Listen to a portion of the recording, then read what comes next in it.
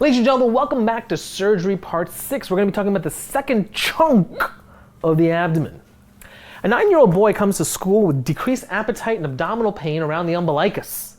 A kid with a bellyache, maybe he's got a test. Maybe there's a bully. But he also begins to have sharp pain in the right lower quadrant. Now, in schools, right lower quadrant pain gets rushed right to the ED. The white cell count is 12,500. What's the diagnosis? Well, right lower quadrant pain that started in the umbilicus and then moves to the right lower quadrant, abdominal pain that moves to the right lower quadrant, is acute appendicitis until proven otherwise.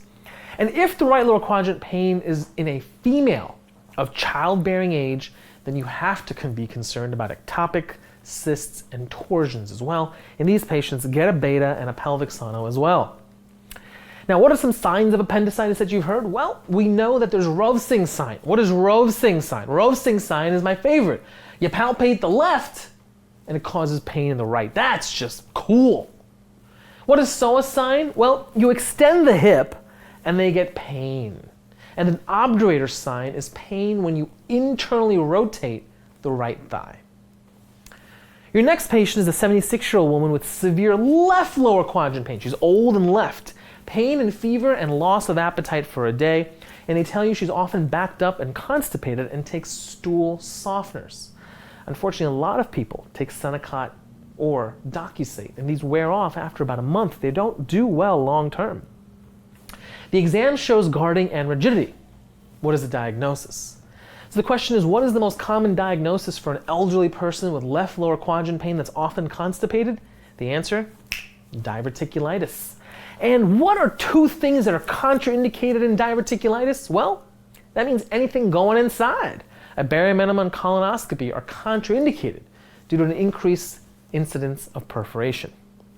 Now let's hit appendicitis. First of all, we know the cause is a fecalith, a stool ball obstructing the appendiceal orifice. The patients are going to have anorexia, fever, and pain that begins around the umbilicus and then focals down to the right lower quadrant. Diagnosis can actually be made by physical exam alone. If you have high index of suspicion on a physical and pain over McBurney's point, you can actually go straight to the OR. CT scan is the most accurate test. It's reserved when the diagnostic presentation is not clear. Treatment is going to be laparoscopic removal, and the most common complication these people actually develop is they get delayed on the way there, or they have an abscess that develops. They don't go to the OR too quickly and they develop an abscess there. For the patients who have abscesses, they need to have antibiotics and percutaneous drainage, and then eventually they'll end up having a physical removal of that area. Pancreatitis is a different diagnosis altogether than appendicitis. Pancreatitis is a patient who's going to present, as a recap for you, alcohol or gallstones cause about 80% of all pancreatitis. High triglycerides over 1,000 or scorpion bite are just not as common. They're going to present with nausea, vomiting. They can have fevers, but the pain is severe, epigastric, and radiates into the back. The best initial test?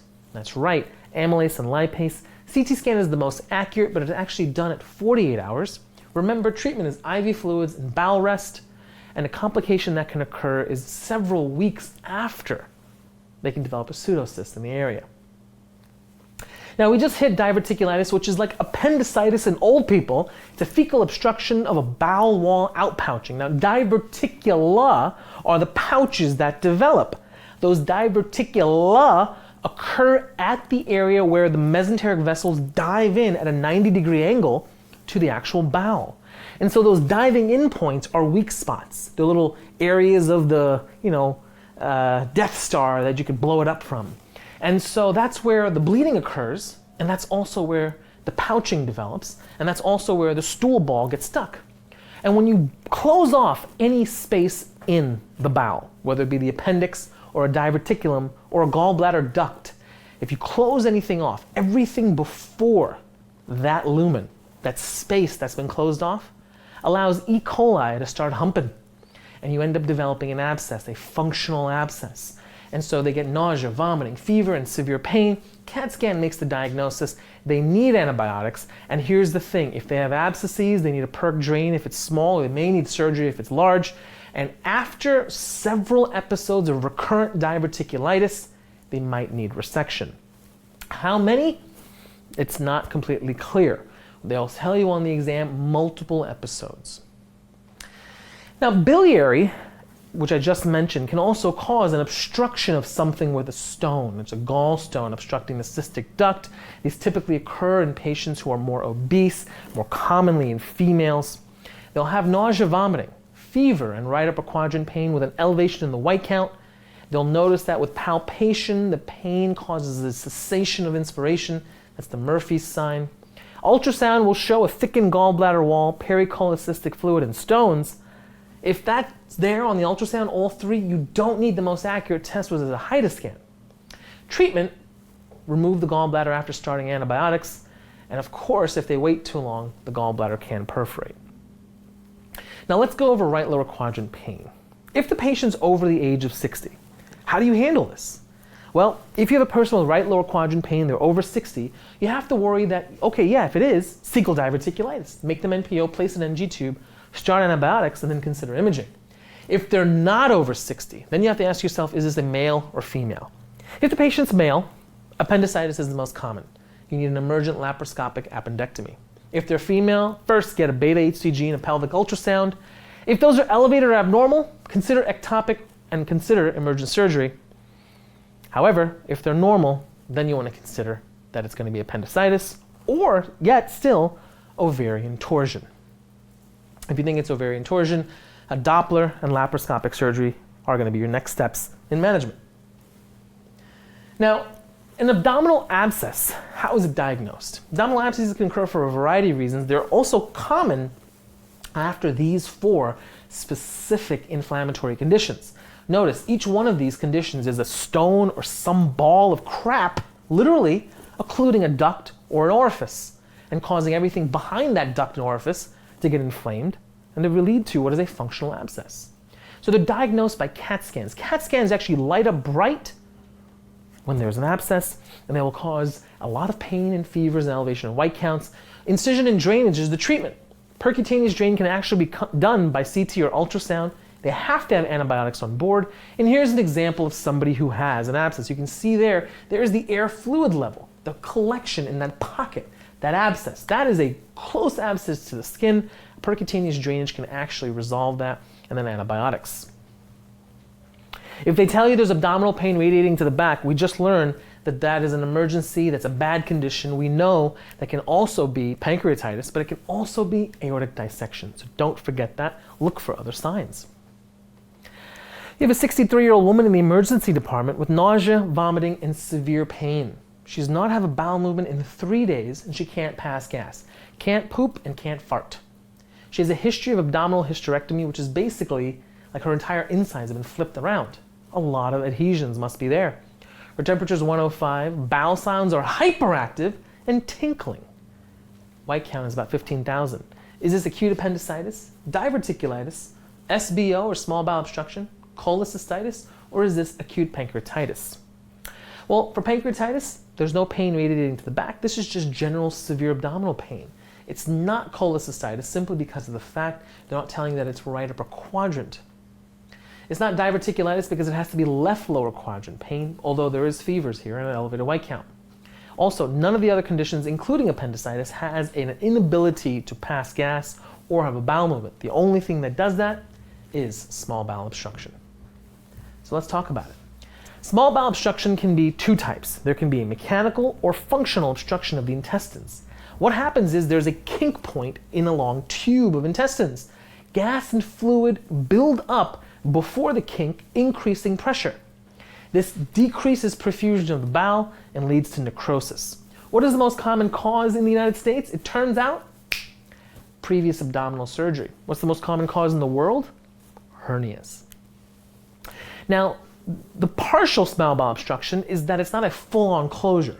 Small amount of GI contents can pass, while as a complete one, no GI contents can pass. So what are these signs and symptoms? Well, first of all, they're going to have waves of cramping abdominal pain because the bowel is going to try to move, hit the obstruction, then relax, and that causes pain. Move, hit the obstruction, and relax. That's why it's colicky, crampy. The nausea and vomiting occurs because the GI tract stops moving. It's like, oh, we've got an obstruction, leave everything where it is. And so all that food and fluid and natural juices that the stomach secretes sits there.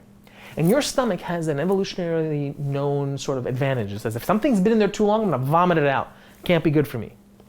They can develop fevers. They'll have hyperactive bowel sounds because the bowel's trying to move things along. And the high-pitched tinkling sound actually indicates intestinal fluid and air that's under high pressure in the bowel. They third space, so they become hypovolemic, tachycardic, and their blood pressure can drop. The adhesions from the previous surgeries are the most common cause, but hernias, Crohn's disease, neoplasms, intussusception, volvulus, foreign body, intestinal atresia, carcinoid, these are all other potential causes, but for the boards, the most common is a previous abdominal surgery, like in the case we had, where she had a previous hysterectomy. Now, the diagnostic test you're going to order, well, elevated white count is sensitive, but not specific. Because of the hypoperfusion, you'll have an elevated lactate. But what is the best initial test? It turns out you're going to get an abdominal x-ray that's going to show multiple air fluid levels with dilated loops of small bowel. The most accurate test is going to be a CT scan with a transition zone with dilated loops of bowel, and you're going to see contrast up to a point and then an area of no contrast at all. The treatment, well, the first thing is stop putting things in the GI tract. You're going to add to it. Drop an NG tube and suck out all the crap that's in the stomach. It'll help with the nausea. But here's the other thing. When you were growing up, did you have a clown come to your birthday party? Some of you did. I did not, because I was afraid of clowns. However, what clowns did is they had those long balloons, and they made balloon animals out of them. So they would, oh, here's a dog. Oh, here's a cat. And as kids, we were like, holy crap, this guy's a brilliant person. Now, think about what he did. He'd have a long balloon, and he would twist it, bend it, twist it, bend it, twist it, bend it. And how come it maintained its shape and tension? It turns out those kink points actually maintain pressure. And by increasing those kinks, he made more and more pressure within the different segments. That pressure within the segments puts a force vector on the kink and maintains it. So, if you have a small bowel obstruction, if you think of the GI tract as one long clown balloon, and now at one point you have a kink, that means the kink is there and there's pressure on the top side of it that's building. That pressure against the kink is maintaining it. So if you drop an NG tube with suction and you pull everything out, the fluid, the contents, the air, what just happened to that force vector on the kink? It decreases. And by doing that, you can actually medically manage a small bowel obstruction. They're also going to need IV fluids because you're going to third space and lose vascular volume. And then, of course, if there's complete obstruction, they need surgical decompression or if there's lack of improvement with medical management. Ladies and gentlemen, that's the end of this section. I'll see you in the next one.